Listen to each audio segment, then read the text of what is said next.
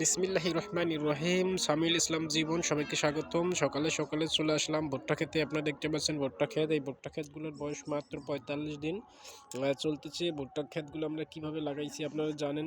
আপনারা দেখতে পাচ্ছেন ভুট্টা খেতে আমরা মাটির নিচে আমরা 7 কেজি করে সার দিয়েছি। পরে 1 মাস পর আবার যখন সেচ দিয়েছি জমিতে, তখন আবার 3 কেজি করে সার দিয়েছি। মোট 10 কেজি সার পড়েছে। 3টা স্প্রে দিয়েছি, 2টা পোকার স্প্রে দেওয়া হয়েছে, তারপর একটা থিওপিটের সাথে একটা ভিটামিন ওষুধ দেওয়া হয়েছে। এই হলো আমাদের আজকের ভুট্টা ক্ষেতের অবস্থা।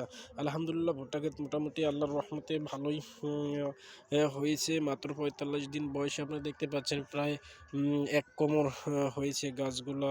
অবশ্যই আপনারা যদি কেউ ভুট্টা ক্ষেতের আবাদ করতে চান, অবশ্যই কমেন্টের মাধ্যমে জেনে নিতে পারেন মাটির নিচে, মাটির উপরে কখন কোন সময় কী সার বা কী কীটনাশক প্রয়োগ করবেন এবং আগাছানাশক কোন ওষুধ দিবেন। তাহলে অবশ্যই আপনারা কমেন্ট বক্সে কমেন্ট করতে পারেন, কমেন্টের মাধ্যমে জেনে নিতে পারেন। এবং আরও সকল তথ্য জানার জন্য ডেসক্রিপশন বক্সের মধ্যে আমার লিঙ্ক দেওয়া থাকবে, আপনারা সকল তথ্য নিতে পারেন। ধন্যবাদ সবাইকে।